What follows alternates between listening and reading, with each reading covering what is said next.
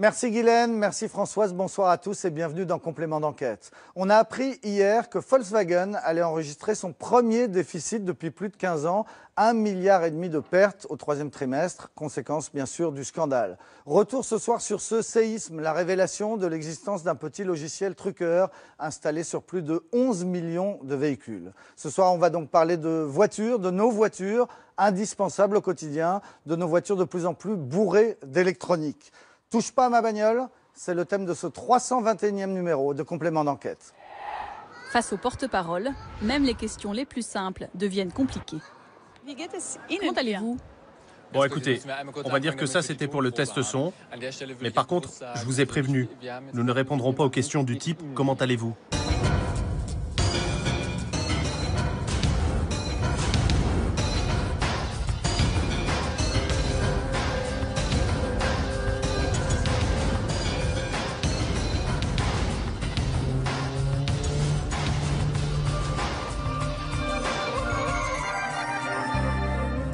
L'extrait que l'on vient de voir, c'est un porte-parole de Volkswagen tellement traumatisé qu'il ne peut plus répondre à une question aussi simple que « Comment allez-vous ?» Le choc du scandale Volkswagen, on va le mesurer à Wolfsburg, la ville qui s'est construite autour de l'usine à partir de 1938. Le scandale Volkswagen, c'est surtout une histoire de logiciels truqués dans les voitures. Alors ce soir, à Complément, nous avons enquêté sur ces véhicules de plus en plus technologiques, ces voitures qui demain se conduiront sans chauffeur, mais celles aussi qui peuvent parfois devenir folles à cause peut-être de pannes d'ordinateur. Enquête enfin sur ces Français qui ne peuvent absolument pas se passer de leur voiture, tout simplement parce qu'ils habitent loin des grandes villes. Pour parler de tout cela, nous sommes venus ici, dans ce garage de Rueil-Malmaison, garage ACR, chez des amoureux des vieilles voitures. Dans les fauteuils rouges, nous allons recevoir Louis Schweitzer, qui a été pendant 13 ans le PDG de Renault, puis Denis Baupin, député écolo, ayatollah anti-voiture. Mais tout de suite, reportage sur cette ville où l'on mange, on dort, on pense Volkswagen, la ville de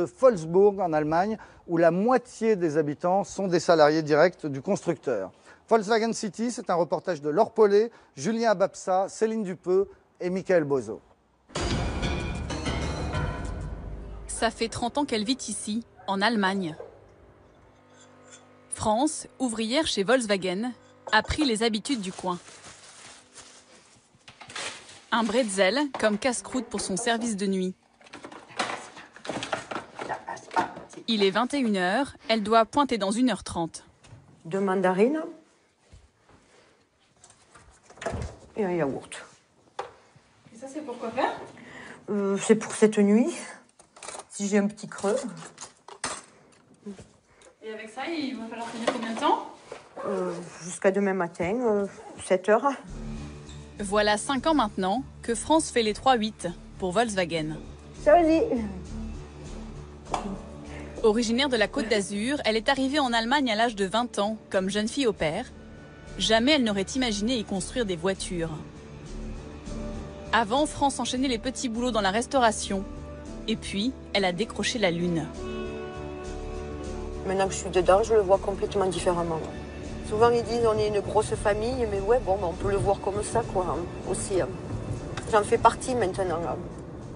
L'usine où travaille France, c'est le site historique du constructeur, à Wolfsburg. La plus grande fabrique automobile d'Europe. Elle a la superficie de la principauté de Monaco. C'est vrai ? Ouais. Soit plus de 600 hectares. Je suis contente de trouver le chemin là où je travaille et de ne pas me perdre. Mais si, c'est quand on y est dedans, si, c'est assez impressionnant. Là. 70 000 salariés travaillent ici. Mais à mesure que le parking se remplit, un malaise s'installe. Ce sont des collègues de travail aussi. On n'est pas beaucoup ce soir. Ces temps-ci, compliqué d'être vu avec des journalistes. Hein? Tout va bien pour toi ? Oui, tu veux dire un mot à la télé française ? Non, pas de commentaires, non. Tu fais pas de commentaires ? Bon, je dis pas de mal, hein. Ça de keine schlecht. Je dis rien de mal, tu sais. Ah ouais, je sais. C'est juste qu'on est content d'avoir du travail, nous. Moi aussi, tu sais. Moi aussi. Il y a un mois, lorsque le scandale a éclaté, une chape de plomb s'est abattue sur Wolfsburg. C'est ici, au siège du groupe, qu'a été décidé le trucage de 11 millions de véhicules diesel pour tromper les tests anti-pollution, un secret bien gardé pendant de longues années. Wolfsburg, c'est toute une ville qui vit au rythme de la marque. 125 000 habitants, dont plus de la moitié travaillent pour Volkswagen. Dans les rues, il n'y a qu'à ouvrir les yeux pour s'en apercevoir. Même les banques portent le logo blanc et bleu. À Wolfsburg, la marque W a aussi construit une cité de l'automobile. Un temple à la gloire de ses voitures. Ici, les clients viennent chercher leurs commandes, comme on vient en pèlerinage, avant de repartir, le sourire aux lèvres. Ici, arrivé à l'hôtel, vous êtes toujours logé à la même enseigne, jusqu'au-dessus de votre oreiller.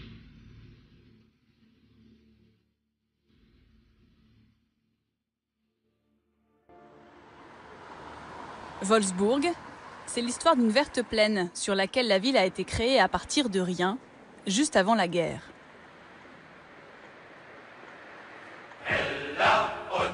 En mai 1938, dans une forêt près de Hanovre, Hitler vient poser la première pierre de l'usine gigantesque qui doit être édifiée par le Front du Travail à Wolfsburg pour construire la voiture du peuple. La voiture du peuple, en allemand ça se dit Volkswagen. Chaque ouvrier, chaque employé, chaque Allemand aura la sienne pour la modique somme de 990 marks. L'usine est construite en un an. La fabrication de la coccinelle commence. Les ouvriers ont besoin de logements. C'est ainsi que naît la ville et son état d'esprit si particulier. Tout un pays derrière VW. Ça n'est pas juste une histoire liée au nazisme, Volkswagen. C'est surtout devenu, depuis 1945, un peu l'âme du peuple allemand. Cette voiture, pour nous, c'est un symbole très important de la réussite économique de l'après-guerre. Enfin, quelque chose de positif sortait du pays après la catastrophe du Troisième Reich. Les gens d'ici se définissent comme les enfants de Volkswagen. Et vous-même, vous avez une Volkswagen ? Évidemment, que des Volkswagen. Et je viens justement de commander ma nouvelle.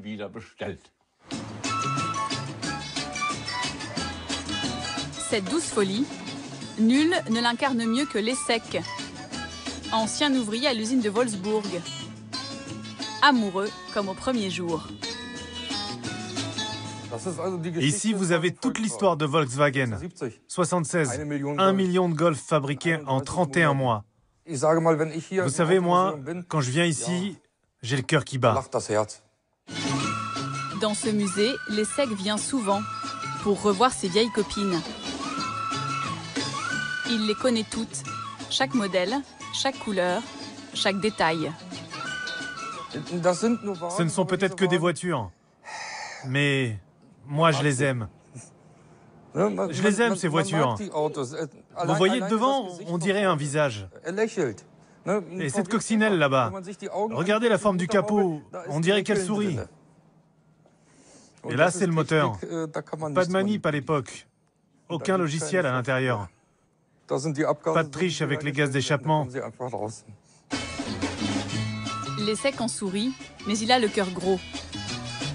Dans la famille, 3 générations ont travaillé chez Volkswagen. Je vous ai préparé quelques photos. Pour lui, ce trucage à grande échelle, c'est une trahison. Ça, c'est mon équipe à l'usine de Wolfsburg. On peignait les voitures. Et moi, je suis là. Comment ont-ils pu faire un truc pareil? Traîner dans la poussière tout ce que nous avons construit. Comment est-ce possible? Vous vous sentez sali? Bah, comment vous dire? Moi, personnellement, non. Nous qui étions de simples ouvriers, nous n'avons pas à nous sentir sales. Mais ceux qui ont décidé ça doivent se sentir vraiment sales, oui. Ce qui l'énerve encore plus, c'est d'être bien seul à le dire. Lessec nous le montre avec ce groupe Facebook, 25 000 membres qui proclament « Je soutiens Volkswagen, quoi qu'il arrive. En haut de la page ce jour-là, un message donne le ton.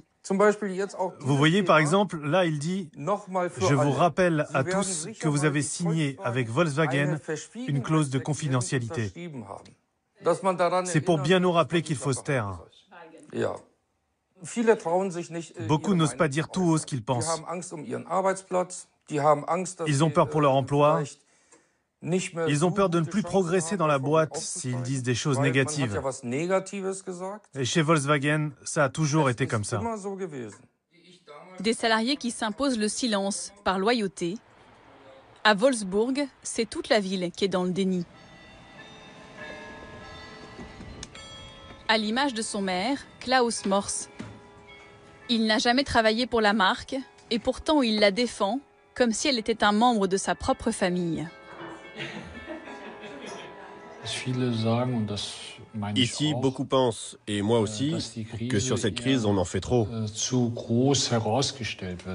Nous sommes tous solidaires avec l'entreprise, car elle a toujours beaucoup donné pour la ville, notamment en matière sociale et culturelle. Volkswagen, bienfaiteur de la ville. Cela va bien au-delà de ce que nous dit Monsieur le maire. Plutôt que de travailler à l'usine, Svante Evenbourg a préféré devenir prof d'histoire. Il nous invite à faire un petit tour du propriétaire.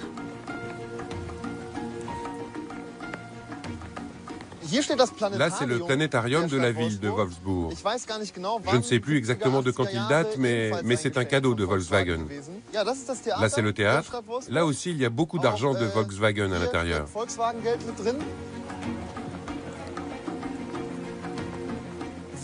Et là, nous arrivons devant la nouvelle école de Wolfsburg. Cette école a été offerte en 2008, je crois, par Volkswagen, pour l'anniversaire de la ville. À Wolfsburg, pas besoin de logo pour être lié à Volkswagen. La marque s'occupe de tout. La cantine aussi est l'une de ses filiales. Volkswagen est l'un des plus grands producteurs de charcuterie d'Allemagne. Ah bon? Oui, Volkswagen produit plus de saucisses que de voitures. Grâce aux taxes versées par Volkswagen, Wolfsburg est de loin la ville la plus riche de la région. L'an dernier, elle a collecté au total plus de 250 millions d'euros d'impôts, sans compter les cadeaux surprises. C'est quoi ça? Ça, c'est le dernier cadeau de Volkswagen pour notre 75e anniversaire en 2013. Et vous pourriez refuser ces cadeaux? Non, ça ne se refuse pas un cadeau. Et puis nous, à Wolfsburg, nous sommes si dépendants de Volkswagen que nous ne pouvons pas refuser leurs cadeaux, même les plus bizarres. Ça ne vous effraie pas? Si, bien sûr, c'est très dangereux. Je l'ai toujours dit, Wolfsburg est comme une ville de chercheurs d'or. Le jour où il n'y aura plus d'or, si Volkswagen disparaît, alors elle sera en danger de mort.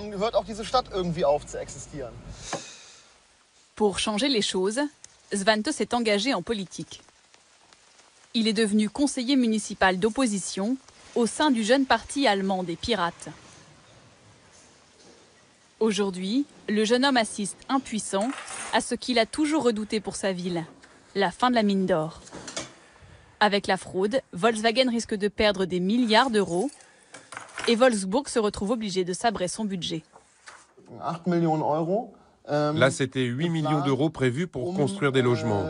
Et ben voilà, 8 millions d'euros gelés. Et là, vous avez aussi des écoles primaires qui sont touchées. Il fallait faire des travaux dans les cours de récréation. Eh bien, on ne pourra pas les faire. Juste pour cette année, 17 millions de coupes budgétaires. Et on ne sait absolument rien de ce que nous réserve l'avenir. Comment changer les mentalités? Comment échapper au poids de Volkswagen? Pour Svante, la ville s'est trop longtemps laissée aveugler et le scandale serait l'occasion d'en finir avec le tout automobile. Dans sa famille, cet espoir anime les dîners depuis le début de l'affaire. Papa, tu veux des pommes de terre? Oui, 3 s'il te plaît. Sa mère est conseillère municipale d'opposition comme lui. Moi, dans cette histoire, je voudrais bien savoir qui a décidé. Son père, lui, a travaillé 40 ans comme ingénieur chez Volkswagen, sans, dit-il, n'avoir jamais rien su des trucages de moteurs. Pour lui, sanctionner quelques hauts dirigeants ne suffit pas. C'est toute une culture de l'obéissance qu'il faut revoir. Je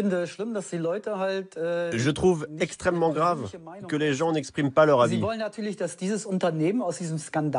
Le plus important pour eux, c'est qu'on oublie vite ce scandale. Et donc, ils ne font aucune critique du système. Mais ça ne mène à rien. Parce qu'avec cette histoire, on a une chance unique de remettre en question l'entreprise. Alors que là, tout le monde continue de suivre aveuglément la hiérarchie et ses décisions. Et ça, c'est très mauvais pour l'avenir. Ici, Svante et ses parents passeraient presque pour de dangereux révolutionnaires. Car dans la région, Volkswagen reste l'employeur rêvé, celui qui vous rend la vie facile. Sinon, il n'y aura plus de sauce après. Ce dimanche, pour le déjeuner, France a mijoté un petit plat bien de chez elle, une daube provençale. Elle reçoit son fils Yannick. Salut. Bon, il fait froid, non? Ouais, un peu. Lui aussi travaille depuis peu à l'usine. Dans la famille, Volkswagen est une sorte de fée qui a tout changé. WhatsApp. C'est magnifique comme ça. C'est chouette, hein? Ouais. Ça fait vachement bon. Parce que la maison ici, elle est récente en fait? Il y a 2 ans que je l'ai acheté, que j'ai pu l'acheter. Depuis que je suis chez Volkswagen, donc la banque sans problème m'a prêté et tout. Et donc j'ai pu acheter il y a 2 ans. Ça fait du bien de ne pas trop s'inquiéter. C'est agréable de ne pas s'inquiéter. C'est encore mieux que d'avoir gagné au loto, quoi. De rentrer chez Volkswagen. Voilà pourquoi France a poussé son fils à rentrer à son tour chez le constructeur. Yannick n'y est encore qu'intérimaire, mais chez Volkswagen, cela aboutit toujours à un CDI. Il n'a pas envie. C'est du moins ce qu'espérait sa mère avant le scandale. C'est la même chose pour lui. Bon, mais je sais que bon, mais son avenir serait assuré aussi. Il n'est pas dedans encore, lui. Après, on va voir ce qui se passe, donc. S'il sera prolongé ou non. Sinon, quand ça ne marche pas, un plan B dans la production de musique, et voilà. Mais enfin, Volkswagen, ça serait la sécurité. Bien sûr. Pour les ouvriers comme France et son fils, ça, c'est la nouvelle Tiguan. Ouais, elle est belle, hein? La seule question qui compte depuis l'affaire Volkswagen, c'est là où c'est là où je travaille. Ouais. C'est celle des emplois. L'usine pourra-t-elle continuer de faire vivre confortablement toute la ville? Le sujet est tabou. La seule rencontre que nous ayons obtenue avec le constructeur, c'est à cette fameuse cité de l'automobile, là où les clients viennent chercher leur nouvelle voiture. Une visite sous contrôle du service de presse. Bonjour, vous êtes content? S'il vous plaît, pas d'interview. Éloignez-vous. Depuis le début de la crise, la communication est un peu crispée. Face aux porte-paroles, même les questions les plus simples deviennent compliquées. Comment allez-vous? Bon, écoutez, on va dire que ça, c'était pour le test son. Mais par contre, je vous ai prévenu, nous ne répondrons pas aux questions du type « Comment allez-vous ?» Je peux vous expliquer ce qu'est l'Autostadt et ce que nous faisons ici. Et les enjeux plus cruciaux, évidemment, sont carrément hors de propos. Tout ce que je peux vous dire, c'est que nous avons fait un excellent début d'année à l'Autostadt. Et sinon, est-ce que vous êtes inquiet pour vos emplois ici?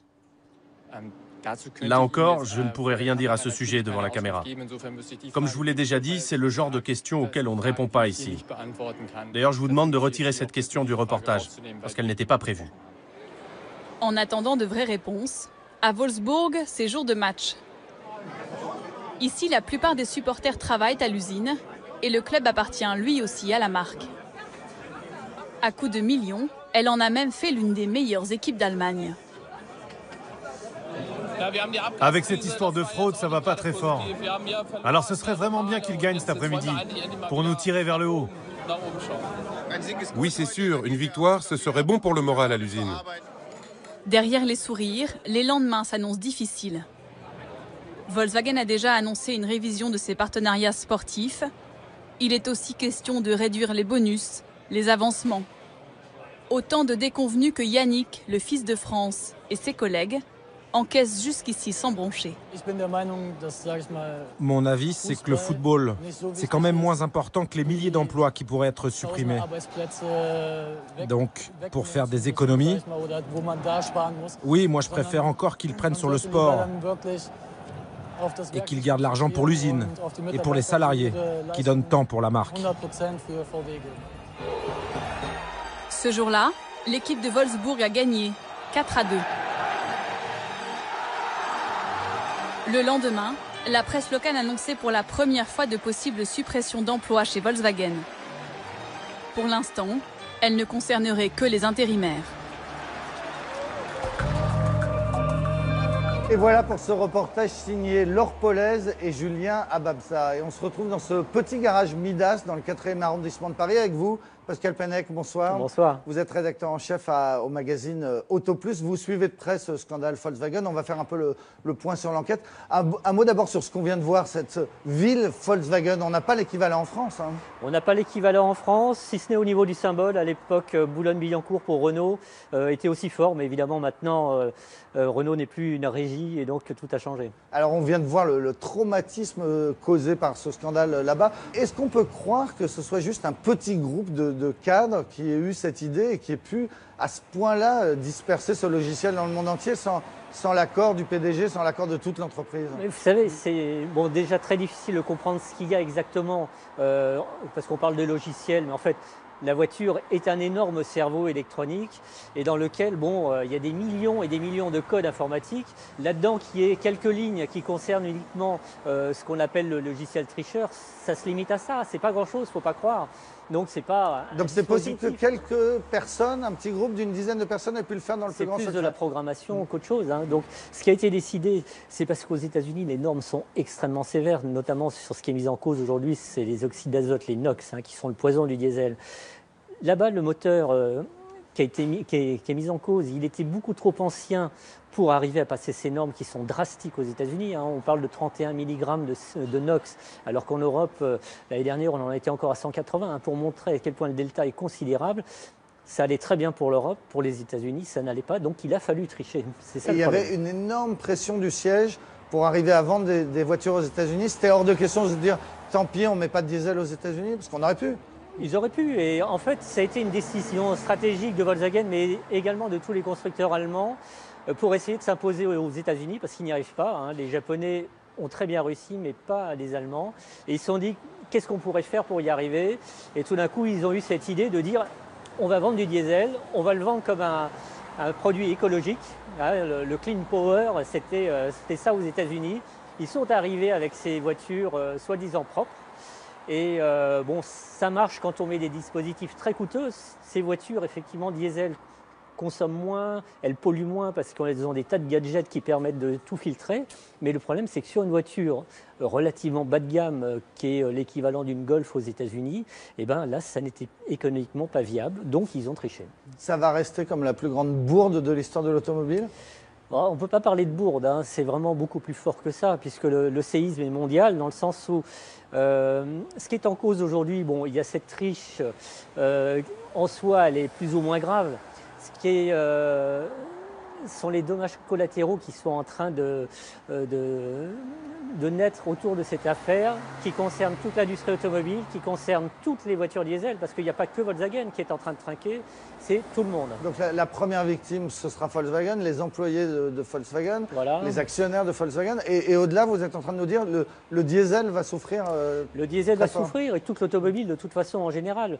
Mais toute la filière diesel va prendre une grosse claque, parce qu'il y a une espèce de suspicion maintenant qui est générale. On se dit que toutes les voitures diesel forcément ont un loup.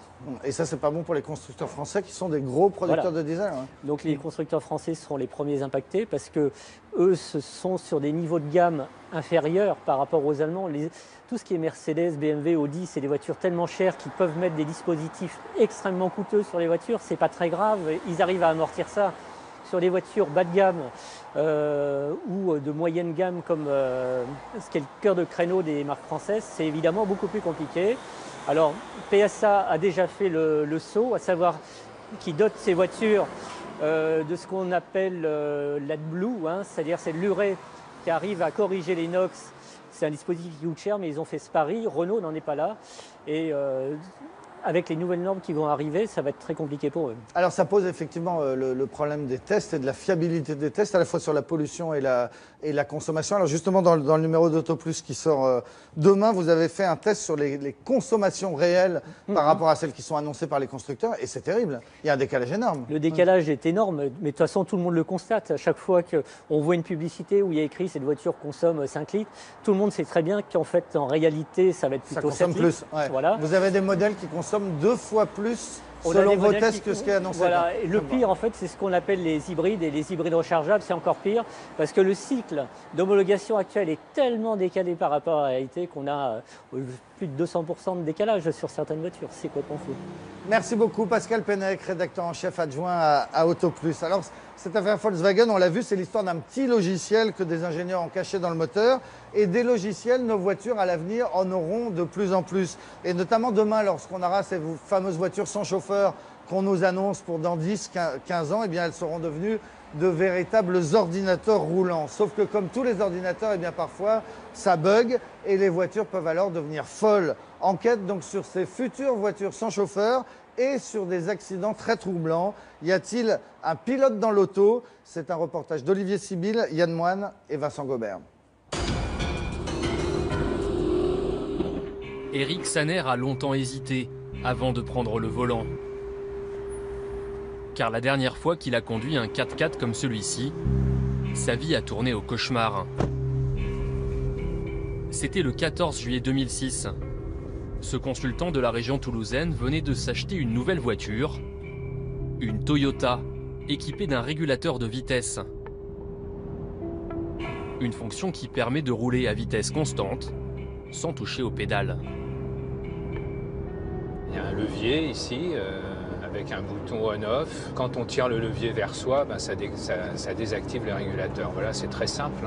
J'ai eu plusieurs véhicules avant celui-ci sur lequel j'utilisais un régulateur très souvent, parce que je faisais beaucoup de routes. J'ai jamais eu aucun problème, ça m'a jamais paru très compliqué. Ce jour-là, Eric Saner part en vacances avec sa femme. Sur l'autoroute, il a réglé le régulateur sur 130 km/h. Il faisait un temps magnifique, ciel bleu, pas un nuage, nouvelle voiture, confortable.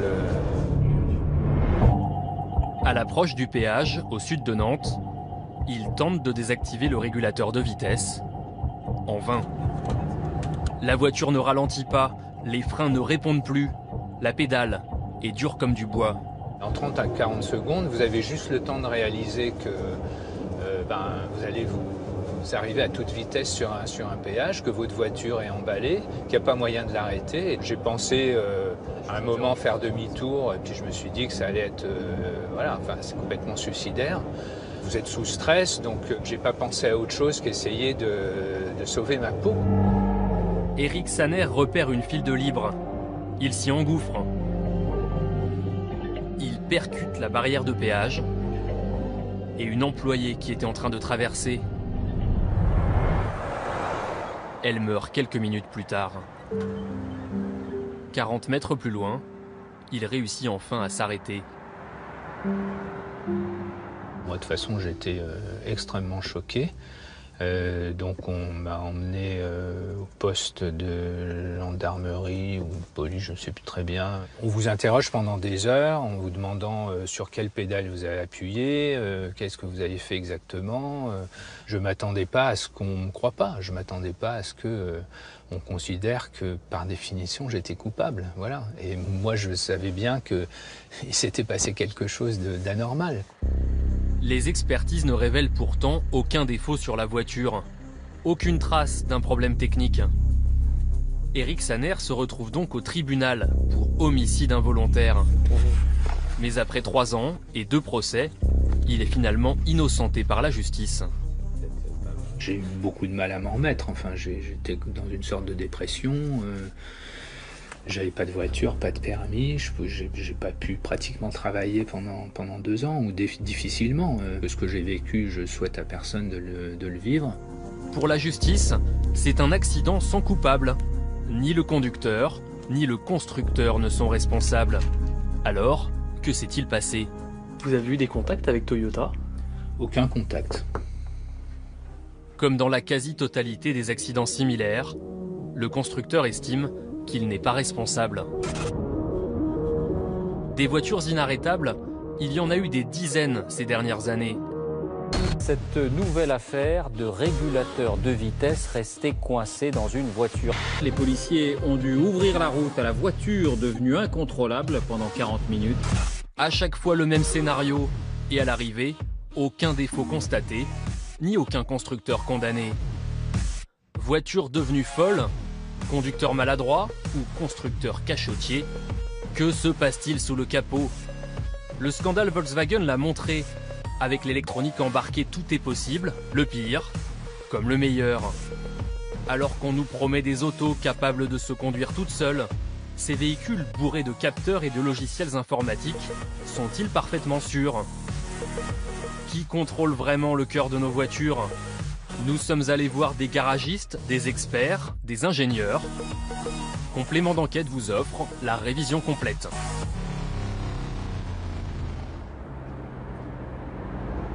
Lorsqu'ils entendent parler d'un incident lié à l'électronique, les constructeurs dépensent beaucoup d'énergie pour démontrer qu'ils sont innocents. En 2012, à Montauban, Francis Serrano en a fait l'expérience. Bonjour, Marie, ma fille. Une des clientes de ce concessionnaire a eu la peur de sa vie. Elle aussi a été coincée dans sa voiture lancée à toute allure. Elle a mis 40 km à s'arrêter, escortée par les gendarmes. C'était ce type de voiture, c'était une Toyota Prius. Francis Serrano et sa fille sont persuadés qu'il y a eu un problème de freinage et que le constructeur ne leur a pas tout dit. Je me dis quand même, elle a été escortée par des gendarmes, par un patrouilleur. Les gens étaient à côté d'elle, voyaient bien que quand même elle essayait d'arrêter son véhicule et qu'elle n'y arrivait pas.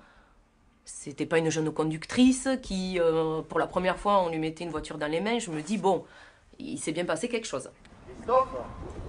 Christophe, le mécanicien qui a démonté la voiture, se souvient encore d'un détail qui ne trompe pas. Des plaquettes de frein. Ça, c'est un disque carbonisé. Usé. Vous avez un petit support ici anti-friction là, qui fait anti-bruit. Et ça, c'était recourbé, quoi. Donc, c'est monté relativement en température, quoi. C'est vraiment qu'elle a eu la volonté de freiner et qu'elle n'a pas pu, quoi. Voilà. 2 semaines après l'incident, Francis Serrano voit débarquer au garage 5 ingénieurs de Toyota, venus spécialement de Belgique et du Royaume-Uni. Quand j'ai vu arriver ce minivan avec tous ces gens et toutes ces valises, j'avais jamais vu, quoi. J'ai 60 ans, j'avais jamais vu de tels outils qui étaient capables de rentrer comme ça, presque dans l'âme d'une voiture. Ils nous ont dit, c'est eux qui nous l'ont dit, parce que c'était pas écrit dans un langage qu'on pouvait comprendre, ils nous ont dit qu'il n'y avait aucun défaut. Verdict des experts, la voiture fonctionne parfaitement. Les freins changés, elle a même été rachetée par Toyota. Pour en avoir le cœur net, l'assureur de Francis Serrano a fait appel à un deuxième expert, Patrice Castet. Selon lui, les circuits électroniques de la voiture auraient connu une perturbation temporaire. La panne a bien existé.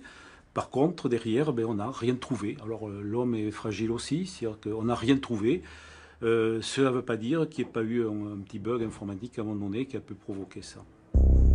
Les voitures pourraient-elles planter, comme le font parfois les ordinateurs de bureau? Une hypothèse que les constructeurs n'aiment pas trop évoquer. Toyota a refusé notre demande d'interview. Nous avons seulement pu les joindre par téléphone. Selon eux, un bug électronique ne peut pas rendre une voiture complètement incontrôlable.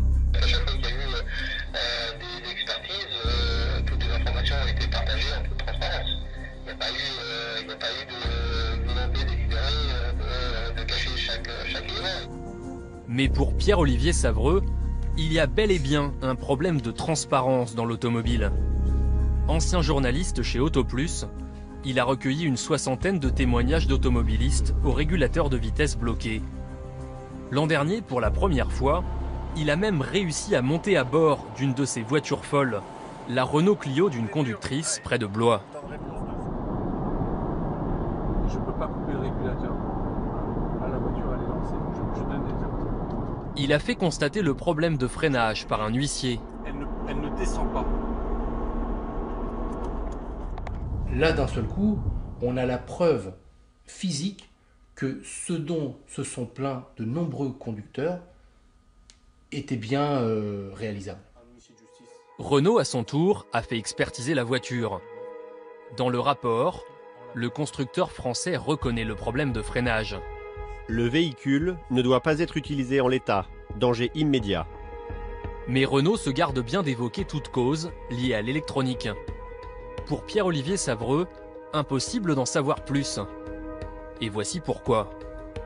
Le constructeur fait aussi en sorte qu'il n'y ait quasiment que lui qui puisse lire ces données. Et aujourd'hui, la plupart des expertises et des contre-expertises des véhicules qui pourraient connaître des dysfonctionnements, il faut le dire, sont faites par le constructeur lui-même. C'est une situation complètement ubuesque. C'est comme si Boeing réalisait lui-même la lecture de ses boîtes noires.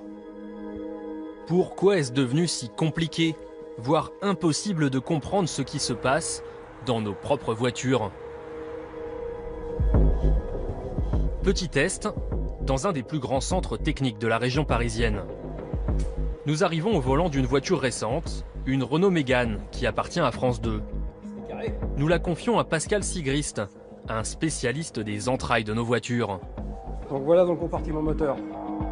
Ça ne saute pas aux yeux, mais dès qu'on fouille un peu, de l'électronique, il y en a partout. On va avoir un bloc complet qui est un bloc avec de l'électronique à l'intérieur. Un calculateur qui est le calculateur qui va gérer, qui va régler l'ensemble du moteur. Depuis une quinzaine d'années, les voitures ont beaucoup changé. Un modèle comme celui-ci contient plus d'une centaine de capteurs électroniques. Dans vos sièges, il y a de l'électronique, il y a des capteurs. Dans vos ceintures, il y a des capteurs. Dans les roues, dans les vitres. Ces capteurs fournissent des millions d'informations chaque seconde, même lorsque le contact est coupé. Une voiture ne s'éteint complètement qu'au bout d'une heure, au niveau électrique et électronique. Pendant quasiment une heure en moyenne, une voiture continue à rester en surveillance et en veille de certaines choses.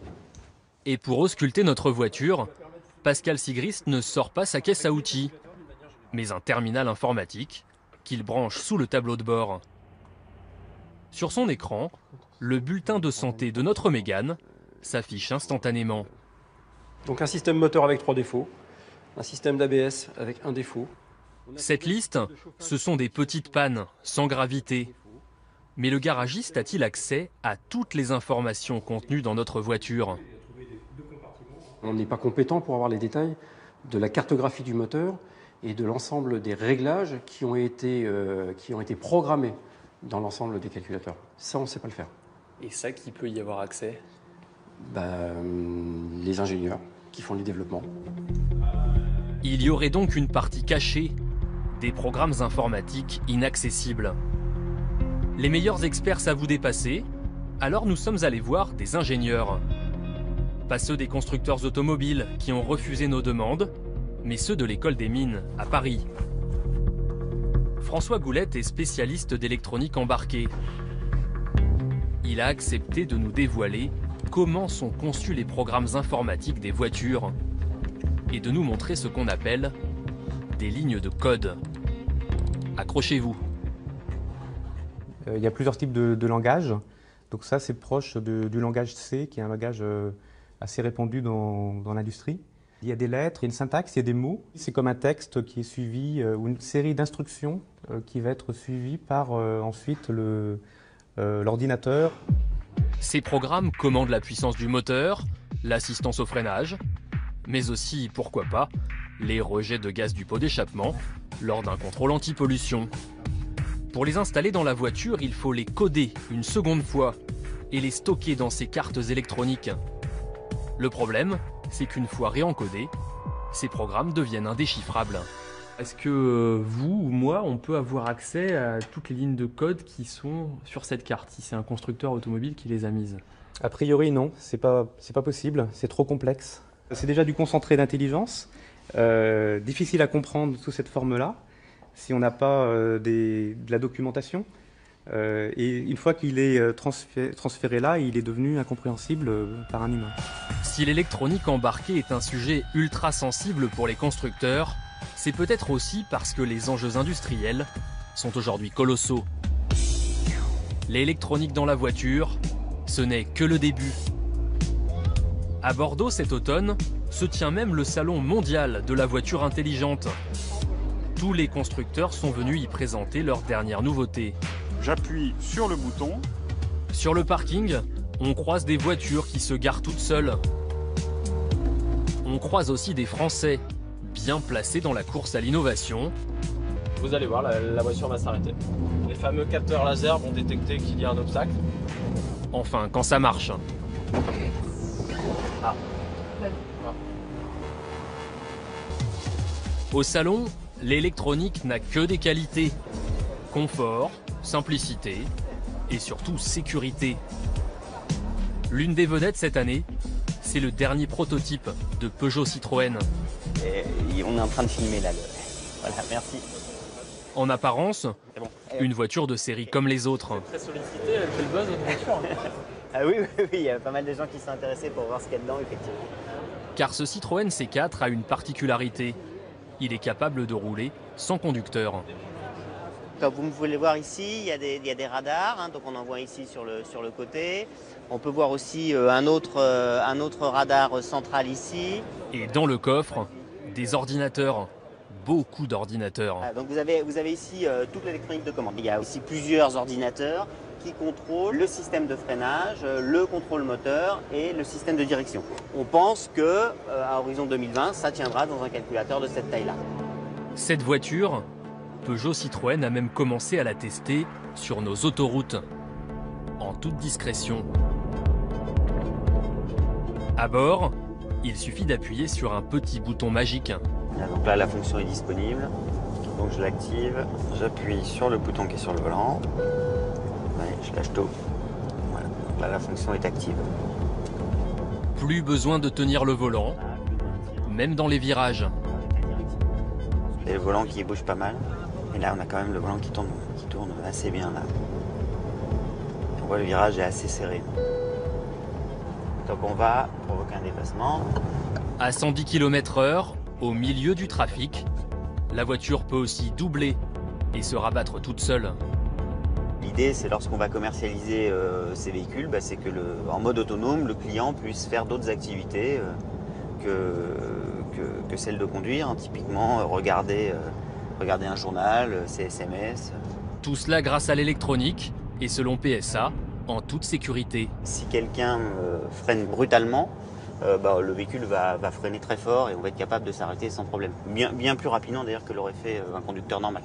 Le système a un temps de réaction qui est bien meilleur que celui des conducteurs. 4 prototypes comme celui-ci roulent en France. Pour l'instant, selon le constructeur, aucun incident n'est à déplorer.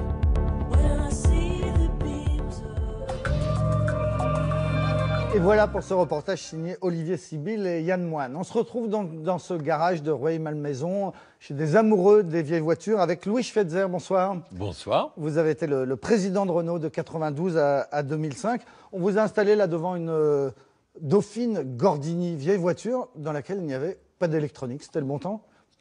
C'était un temps différent où tout dépendait du conducteur, mais il faut le reconnaître, où les accidents étaient beaucoup plus nombreux qu'aujourd'hui. Alors, vous avez présidé Renault jusqu'en 2005, c'est-à-dire jusqu'aux premières histoires de ce qu'on a appelé les voitures folles et qu'on vient de voir. Une des premières affaires, c'était l'affaire d'une Velsatis qui avait roulé à 200 km/h pendant 150 km sur l'autoroute dans le Massif central. Alors, j'ai connu, du temps où j'étais président de Renault, 2 affaires. L'une, celle que vous mentionnez, où clairement le conducteur n'a pas dit la vérité.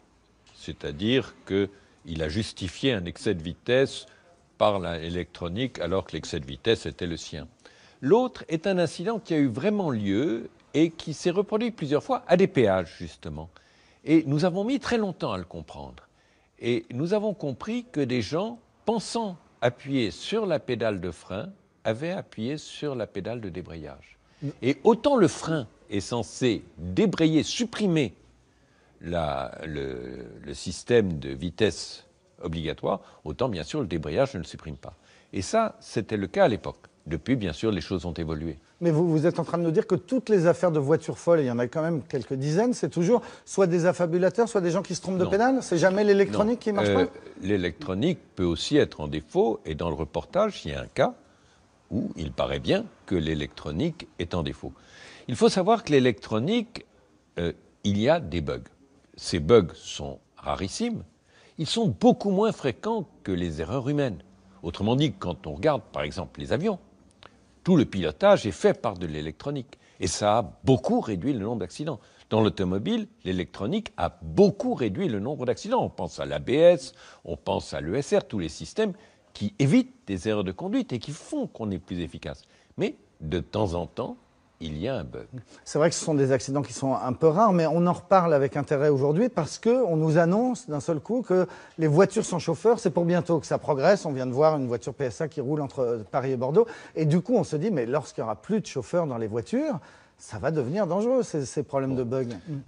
Ces voitures électroniques auront sans doute moins d'accidents que des voitures conduites par des hommes. Mais la responsabilité sera toute différente. Au fond, nous acceptons l'erreur humaine. Nous n'acceptons pas qu'une machine nous trahisse et nous tue sans responsabilité personnelle. Et donc je pense qu'on a, à juste titre, plus d'exigences pour l'électronique que pour l'homme. L'homme est faillible. L'électronique doit être infaillible. Alors c'est pour quand? Une vraie voiture qui me permettra d'aller au bureau sans toucher le volant? Sûrement pas avant 10 ans et peut-être pas avant 20 ans. Pourquoi? D'abord parce qu'il faut que l'électronique soit absolument parfaite. Et puis ensuite, ces voitures sans chauffeur circuleront au milieu de gens normaux, de voitures conduites par des conducteurs, d'enfants, de ballons qui passent sur la route. Bref, de toute une série d'événements qu'il faut entièrement prévoir quand on fait une voiture électronique. Et l'imprévu, ça fait partie de la vie quotidienne. Donc pas avant 20 ans, 30 ans? Je sais pas. En tout cas, pas avant 10 ans et peut-être pas avant 30 ans. Comment vous avez réagi lorsque, il y a 6 semaines, vous avez appris l'énorme scandale Volkswagen? Vous qui avez présidé une entreprise de la même taille que Volkswagen, est-ce que vous vous êtes dit, mais ils sont fous ces Allemands? Je dis, c'est d'abord une fraude, à ma connaissance, sans précédent de cette ampleur. Et je ne sais pas qui a décidé la chose. Ce que je sais, c'est qu'elle s'explique sans doute, en partie, par une culture d'entreprise où, au fond, on n'ose pas discuter un ordre, on n'ose pas avouer un échec et on considère que le succès de l'entreprise est plus important que le respect des règles. Il y avait trop de pression pour vendre des voitures aux États-Unis et faute d'y arriver à faire baisser la pollution, on a inventé ça. J'ai l'impression que c'est cela l'explication, oui, et je pense que c'est un problème de déontologie d'entreprise. La question que tout le monde se pose depuis 6 semaines, c'est est-ce que les constructeurs français n'ont pas d'autres logiciels tricheurs? Je ne pense pas, je ne suis pas allé vérifier ces tricheurs, mais je connais ces entreprises qui n'ont pas la même culture et je ne pense pas qu'elles aient commis la même faute.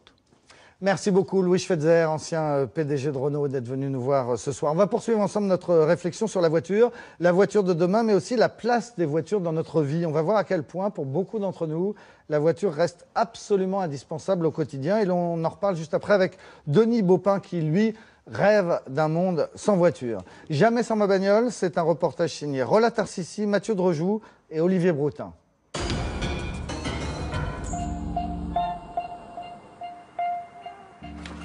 À 6 heures précises, tous les matins dans les rues de Fruges, le même bruit.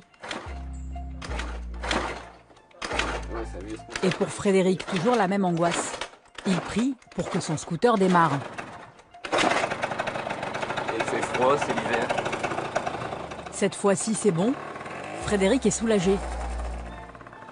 Quand son 2 roues est en panne, ce jeune ouvrier de 24 ans est incapable de rejoindre son chantier. Il perd donc sa journée de travail et ses 70 € de salaire quotidien. Son scooter, actuellement, à Fruges, c'est pas possible. Il n'y a pas de bus qui tombe aux horaires, il n'y a pas de train, il n'y a pas de métro. Donc non, son scooter, je pourrais pas travailler. Non. Frédéric et Poliana vivent dans un village du Pas-de-Calais. Ils n'ont pas le permis et donc pas de voiture. Avec leurs 2 enfants et leurs 1 400 € par mois, ils n'en ont pas les moyens. Le seul véhicule de la famille, c'est ce vieux scooter à bout de souffle, acheté d'occasion 150 € l'an dernier. Chaque jour, le jeune papa avale 50 km sur des petites routes de campagne.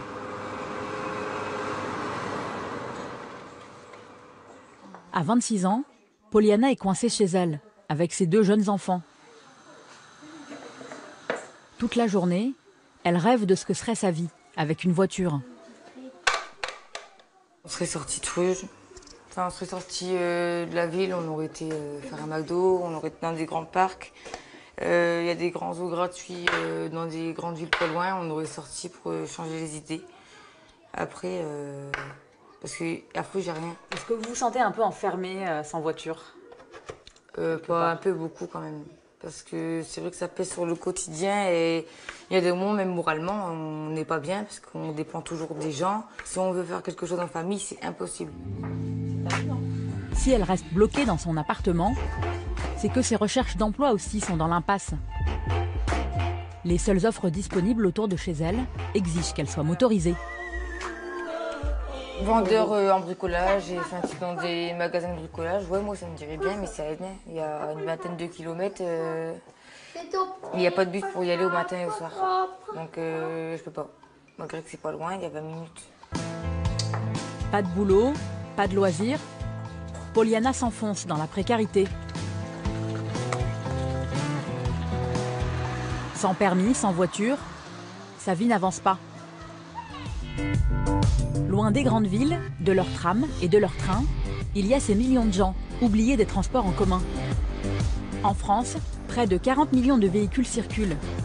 Et une voiture, ça coûte cher, en moyenne 3 300 € par an.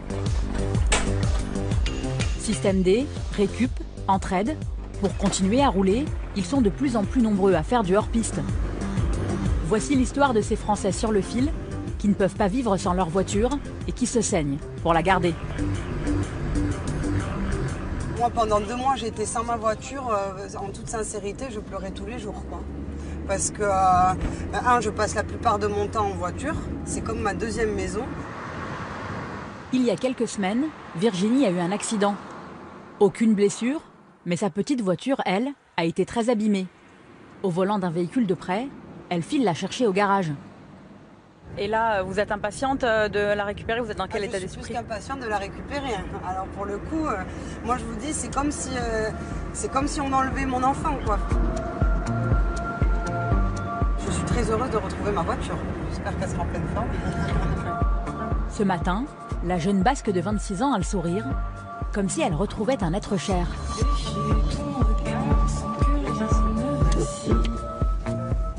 C'est ma Ford, ça.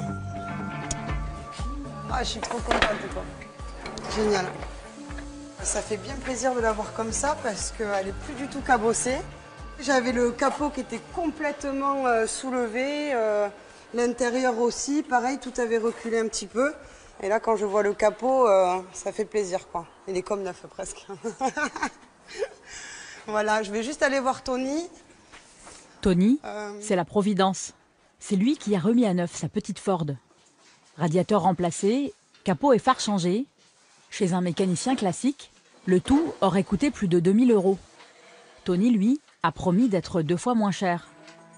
Un miracle pour Virginie, assistante à temps partiel dans une maternelle. J'attends le coup. Je vais rester assise.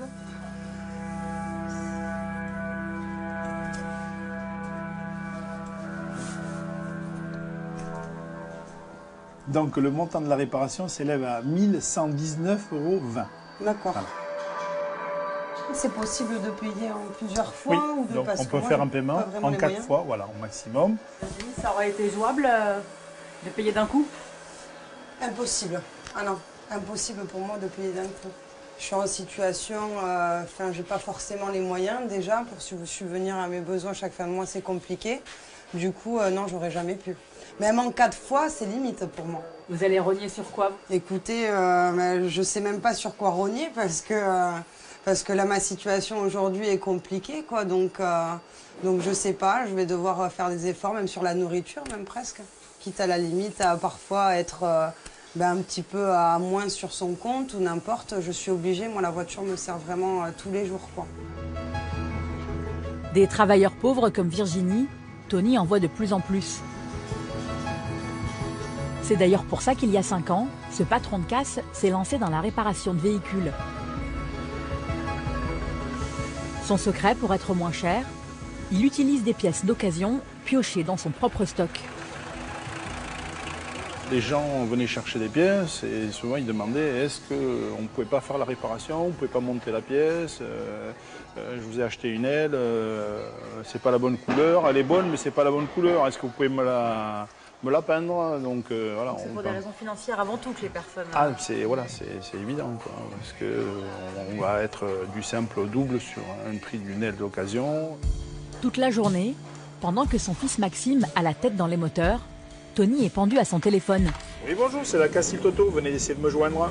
Oui, c'était pour savoir si vous aviez une pompe hydraulique pour une C5. Oui. À quel prix? Ça vaut 250. Au bout du fil, des automobilistes inquiets qui cherchent des pièces bon marché.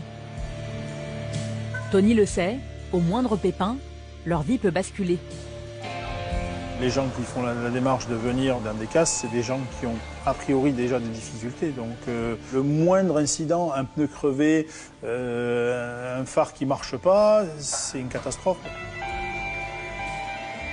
Le choix de réparer la voiture, ce n'est pas un choix, je dirais, pris à la légère, quoi. C'est avoir un moyen de transport ou ne pas avoir de moyen de transport. Depuis 15 ans, le prix de l'entretien d'une voiture a presque doublé. Alors certains retroussent leurs manches et prennent la place de leur garagiste.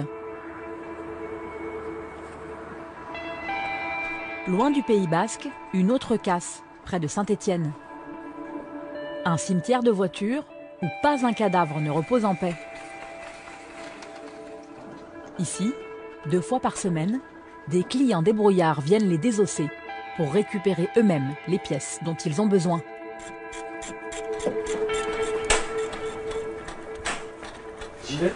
Ah oui, il faut réfléchir aussi. Obligé, se faire reconnaître. C'est tout en bas là. Voilà. Olivier est au chômage et vit des minima sociaux. Il vient pour la première fois avec son cousin Anthony. C'est mieux de le faire nous-mêmes, ça revient moins cher de toute manière. Même moins cher que d'acheter à la casse d'occasion? Quand vous démontez vous-même, c'est vraiment moins cher? Ah oui, oui, c'est tout bénef. 406, 406, 406, je crois que c'est derrière. Nous sommes aux portes de l'hiver et il a besoin de remplacer le chauffage de sa voiture. Bon, c'est un vieux chauffage, ça va, c'est même pas lui. Après avoir inspecté des dizaines de carcasses, il finit par trouver le modèle qu'il cherche. Je l'ai, Tony. Coup de chance, le chauffage est toujours là. Il est là. Impeccable. C'est lui. 9,999 au magasin, ça coûte 160 € à peu près. Ça, on commande par internet, on paye un peu moins cher, 80 €. Voilà. En le démontant lui-même, Olivier le paiera 45 €. Clips de merde. Demande ton bus. Encore faut-il réussir à le récupérer sans le casser. Voilà, pour revenir. Allez, c'est quoi ce bordel là?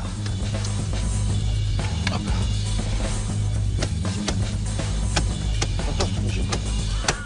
Hop là. Eh ben, avec un gros tournevis, on y arrive.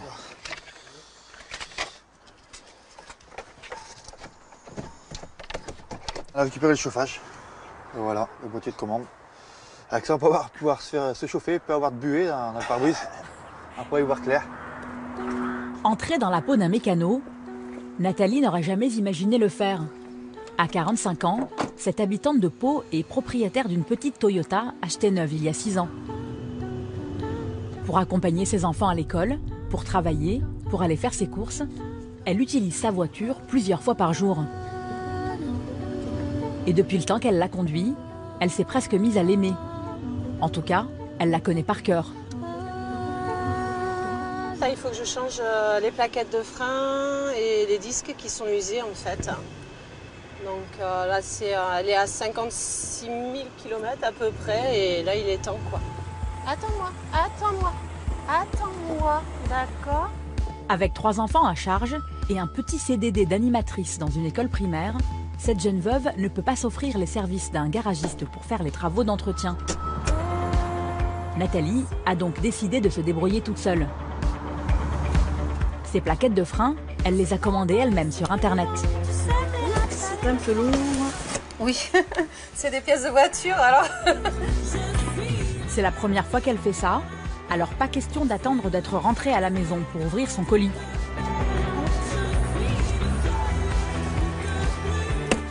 J'espère qu'ils se sont pas trompés. Tout est ok. C'est génial. Il y a des nanas, elles sont contentes de réceptionner des chaussures. Moi, ça m'intéresse pas. Je préfère réceptionner ça, en fait. Donc, les plaquettes, elles vont se mettre dans des mâchoires qui vont venir se poser comme ça. Nathalie s'est prise au jeu de la mécanique. Et lorsqu'elle retrouve sa copine Joëlle, Allez, je t'offre un café? Là. elle cause bagnole et bon plan. Je te montre. Donc moi j'étais dans les freins. Ouais, tout est répertorié. Voilà. Le jeu de 4 plaquettes, elle me coûte 26,23 € au lieu de 81,96 €. Vous échangez les tuyaux en termes de voiture? Ben là du coup je lui fasse le tuyau parce qu'elle n'aille pas acheter des pièces n'importe où aussi. Le tuyau qu'on m'a donné moi, ben, je lui transmets. Aujourd'hui c'est ça, c'est pas garder les choses pour soi. Si on peut aider l'autre aussi à mieux vivre, ben, autant le faire quoi. Échange de bons procédés, c'est justement grâce à Joëlle que Nathalie va devenir mécano au garage solidaire de Pau. Ce jour-là, elle va changer elle-même ses plaquettes de frein. C'est la première fois que je vais le faire, donc ça va être très rigolo. J'étais comme petite fille quand j'ai ouvert le paquet, et maintenant, voilà, on va passer à l'action. Ici, on paye selon ses moyens. Pour Nathalie, c'est 12 € de l'heure, 4 fois moins cher que dans un garage traditionnel. L'apprenti mécano se lance sous l'œil d'un professionnel, Yves, un mécanicien de l'association.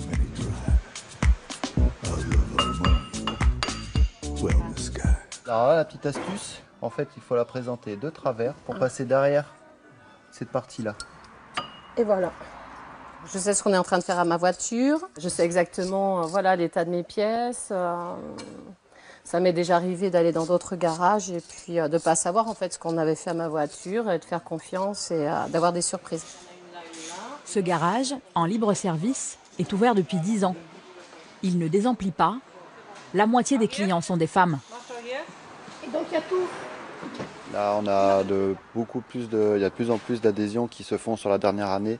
On n'a pas explosé le chiffre d'adhésion, mais c'est quasiment doublé.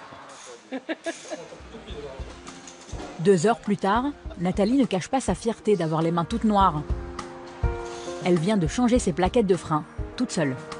C'est génial. Je suis trop contente. Vraiment, c'est chouette. La voiture, voilà, ça me représente moi. Donc j'essaie de prendre le plus grand soin de cette petite voiture, comme j'essaie de prendre le plus grand soin de moi-même. Voilà, je pense que c'est important. Et ne lui parlez surtout pas de pollution. Pour elle, l'écologie est un luxe qu'elle ne peut pas s'offrir. Je sais ce que c'est d'être sans voiture.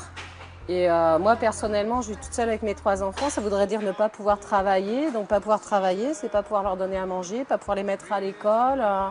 Enfin, voilà, tout ce qui fait une vie. Aujourd'hui, on a des voitures qui peuvent être non polluantes, mais qui sont difficiles d'accès au maximum. Donc, moi, ce serait plutôt les constructeurs et les politiques de mettre à disposition, justement, des consommateurs, des voitures non polluantes et à prix en fait accessible. En attendant ce jour, Nathalie repart, heureuse, pas prête de lâcher cette petite voiture qu'elle aime tant.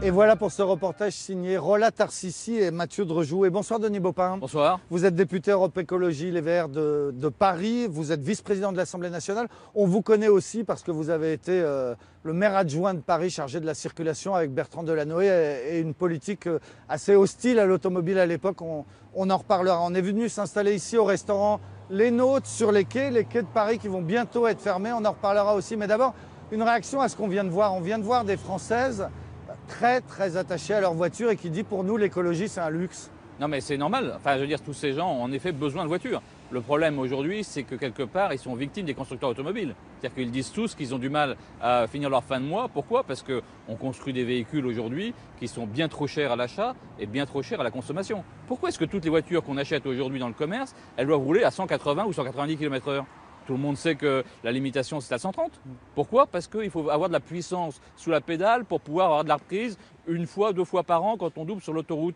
Mais c'est complètement dément que les gens doivent payer beaucoup plus cher pour avoir un moteur surpuissant, alors que l'essentiel du temps, ils vont utiliser leur voiture en ville, dans des endroits où ils vont rouler beaucoup moins vite. Et la conséquence, c'est quand vous roulez à 30 km/h en ville avec une voiture qui a été conçue pour pouvoir rouler à 180 km/h, c'est qu'elle va consommer 40% de plus. Ça veut dire 40% de pollution de plus, 40% d'émissions de gaz à effet de serre de plus et 40% de votre argent que vous mettez pour payer du carburant qui ne sert à rien.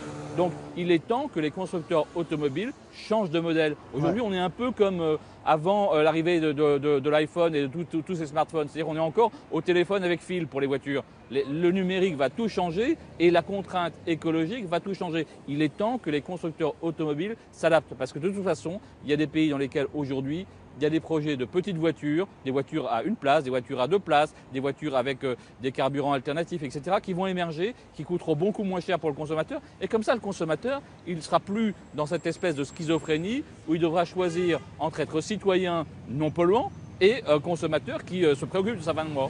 Mais alors, vous faites aussi partie de ceux qui nous disaient depuis longtemps, la voiture, c'est pas l'avenir, il faut inventer d'autres moyens de transport, développer les transports en commun, le vélo, etc. Là, on vient quand même de voir des gens qui vivent à la campagne et pour qui le bus, le vélo, ça n'existe pas. Il leur faut leur voiture. Évidemment. Moi, je fais partie des écologistes qui essayent de convaincre mes camarades, en effet, parce que j'ai été longtemps le Khmer vert, l'ayatollah ici dans Tavari. On s'occupait, parce qu'ici, évidemment, on a un réseau de transport collectif à nul égal en Europe. C'est-à-dire c'est le meilleur réseau de transport collectif d'Europe à Paris. Mais évidemment, dans le reste du territoire, il y a beaucoup de gens qui ont besoin de véhicules. Mais pour autant, on doit donc, nous, en tant qu'écologistes, se préoccuper de l'avenir de la bagnole. Si on veut réussir à lutter contre le dérèglement climatique et donc faire en sorte qu'on n'ait pas toutes les catastrophes qu'on nous annonce, il faut changer la bagnole. Si on ne change pas la bagnole, vu le taux d'utilisation des véhicules aujourd'hui, on n'y arrivera pas. Mais c'est tout à fait possible. C'est ça la question. C'est que lorsque j'ai fait mon rapport avec Fabienne Keller, on a interrogé tous les constructeurs automobiles. On leur a demandé, est-ce que vous êtes capable de construire ces petits véhicules